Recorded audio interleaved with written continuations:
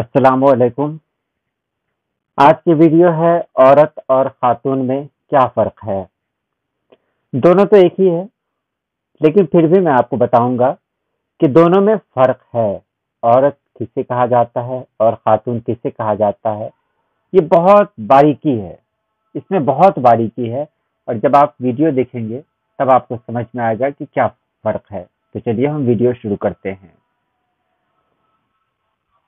पहले हम लुगत की तरफ चलते हैं और वहाँ औरत का मानी देखते हैं।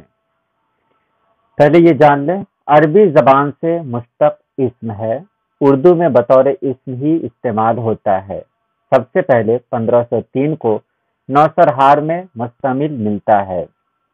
जिस्म के वो आज़ा जिनके देखने दिखाने से शर्म आए, वही औरत है। औरत का मानी ही है छुपाने वाली चीज़, और ये अरबी लफ्ज़ है। लेकिन मैं इससे भी आगे आपको बताने जा रहा हूँ। वो क्या है? वो है कि औरत, दुनिया में जो भी औरतें हैं सबको औरत कहा जा सकता है। सभी औरतें हैं, उसमें खातून नहीं है, कोई औरत नहीं है, मतलब अलग कोई नहीं है। जो भी खातून है वो औरत है।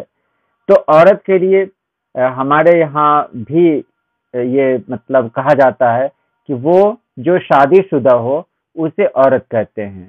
जो शादीशुदा ना हो वो लड़की है। तो औरत शादीशुदा होगी और उसकी तहजीब से हमें कोई लेना देना नहीं। वो किस कौम की है, किस तरह रहती है, क्या किस तरह बोलती है, क्या करती है, इससे कोई मतलब नहीं है। हम किसी को भी औरत कह सकते हैं। हम एक घर में रहने वाली पर्दा नशीं को भी औरत कह सकते हैं, और बाजार में घूमने वाली जो औरत होती है उसे भी औरत कह सकते हैं। भले ही औरत का मानी है छुपाने वाली चीज, भले ही वो अपने आप को जाहिर करे, लेकिन वो औरत है। तो औरत किसी को भी कहते हैं, मतलब वो औरत जात है। सभी जो मर्द जात की जिद है वो औरत जात है, वो सभी औरतें कहलाएंगी। अब खातून पे चलते हैं, तब आपको समझ में आ जाएगा। खातून तुर्की जबान से माखूज है। उर्दू में बतौर इस्म मुस्तमिल है।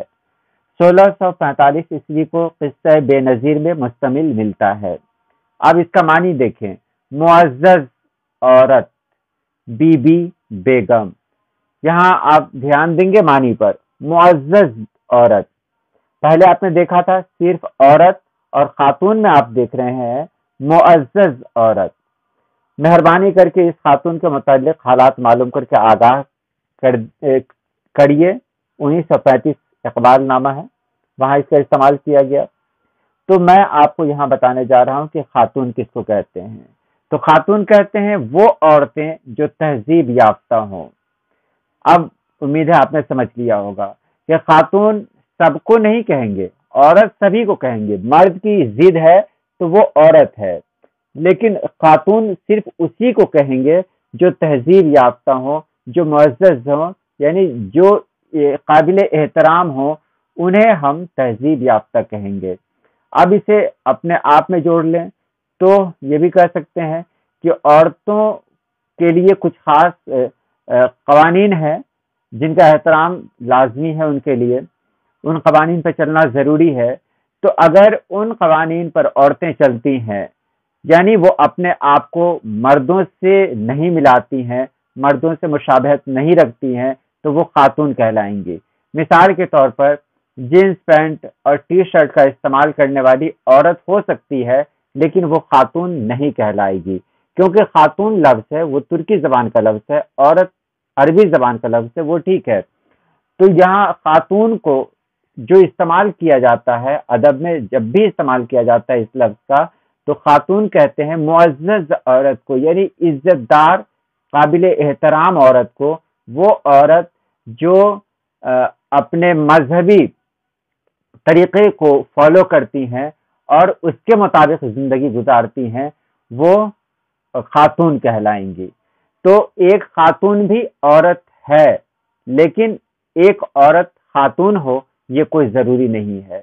औरत कोई भी हो सकती है। औरत लफ्ज़ का दायरा बहुत बड़ा है कि औरत कोई भी हो सकती है, लेकिन खातून वही होगी जो मुअज़्ज़ज़ हो, जो काबिल एहतराम हो, जो دنیا میں رہنا جانتی ہو اور اسے پتا ہو کہ کس طرح رہنا ہے، کہاں پہ کس طرح کی باتیں کرنی ہے، لوگوں سے تعلقات کس طرح رکھنے ہیں، یہ سب باتیں جن کے اندر ہو وہ وہ خاتون کہلائیں گی۔ تو امید ہے آپ نے سمجھ لیا ہوگا۔ آج کے لیے اتنا ہی۔ اللہ پاک آپ سبھی لوگوں کو خوش رکھے، آباد رکھے۔